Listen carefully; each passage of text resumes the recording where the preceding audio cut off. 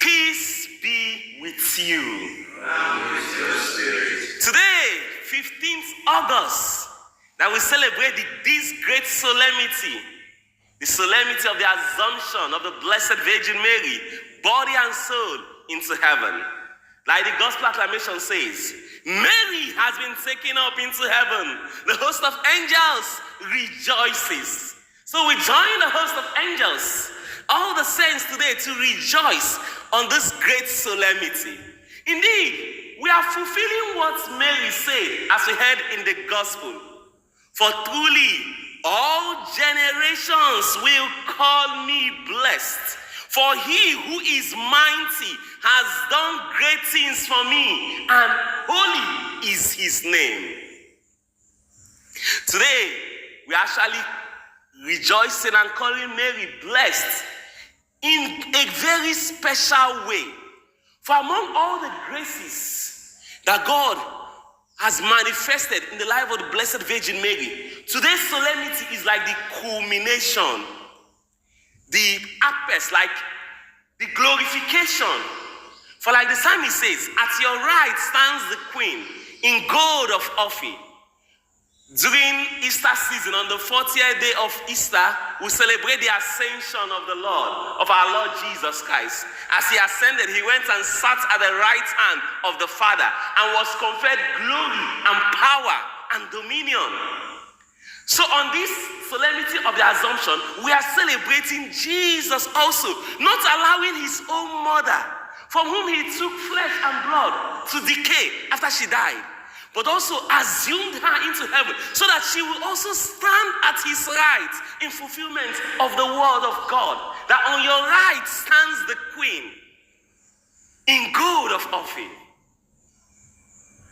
For just like the body of Jesus does not see corruption, but was raised, so also the body of the Blessed Virgin Mary did not see corruption also, but was assumed, body and soul, into heaven. There is this tradition, there is this saying of like, that when Mary died and she was buried, that while the apostles were still around the tomb, that there was this experience that they had of like, they had like an aesthetic experience in which the angels came and took Mary, the body and soul of Mary, into heaven. And those around there, like, they witnessed it in like aesthetic way, in like vision. So there was one apostle that was not there, and when he was told, like, he was said that then he did not believe and said, no, let him open the tomb that he wants to see to confirm. And he said, the testimony of many witnesses should make you to believe. And he said, no, let them open the tomb. When they opened the tomb, they saw an empty tomb. Only the clothes that was used to wrap it. Just the same way at the tomb of Jesus, we have an empty tomb. So we rejoice really for what God has done in the life of the Blessed Virgin Mary. And on this day that we rejoice, we thank God for, we have great hope also. So that we will not say that Jesus ascended to heaven and that is already, because he came from heaven, he is going back to where he came from. That we see also a creation of God, the Blessed Virgin Mary, whom God glorified also assuming her body and soul into heaven. And there is this argument to support that this is possible. We hear of the saints that God preserved their body. We hear of St. Anthony of Padua, that his tongue is preserved fresh. We hear of St. Francis Xavier, that many years after he died, his body is still incorruptible. We hear of the incorruptible. If God will preserve the bodies of the saints, how much more the queen of all the saints? How much more will he not preserve her body? So we see, and that was why Pope Pius XII, earlier, many years, the church had believed it, but was not declared it as a dogma. But on November 1st, 1950, Pope Pius XII declared it as a dogma for all the faithful, Catholic faithful, to believe. For one to be a Catholic, one has to believe all the dogmas of the church. If one does not believe any dogma, then that person is not a Catholic. So it's not optional. It's not optional. And that is why it's a solemnity.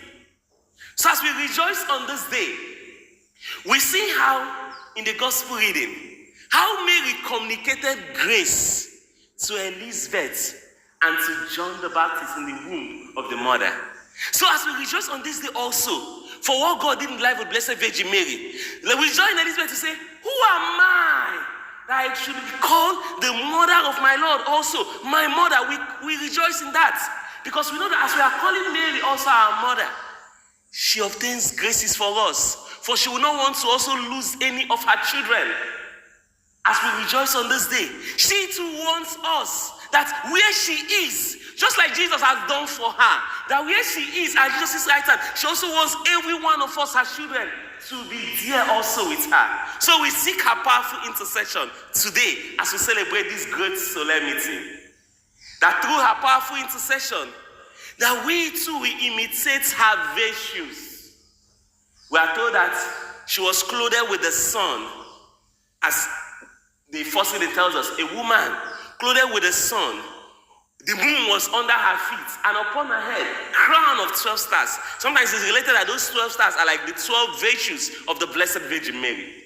That we too will grow in virtue. That we too, having the mind that our final goal is heaven, that we will continue to desire holiness, and we will ask God to help us to be holy. And there is this song that I love so much. Growing up then, as members of the World Apostle of Fatima, we always sing this song. Teach me holiness, teach me holiness, oh Mary, my mother, teach me holiness. I want to be holy, holiness, oh Mary, my mother. Today is a special day to ask Mary to teach us holiness. So that where she is, we too will be after our lives here on earth. She communicated grace to Elizabeth and to John the Baptist. We too are open that through her intercession, may she also communicate grace to us that will also help us to live holy lives. So after our lives here on earth, we'll also join the angels to rejoice, join the saints to rejoice with Our Lady, with our Blessed Mother, Queen of Heaven, Queen of angels and saints, that God's grace will be sufficient for us through Our Lady's powerful intercession, through Christ our Lord. Amen. Mary has been taken up into heaven.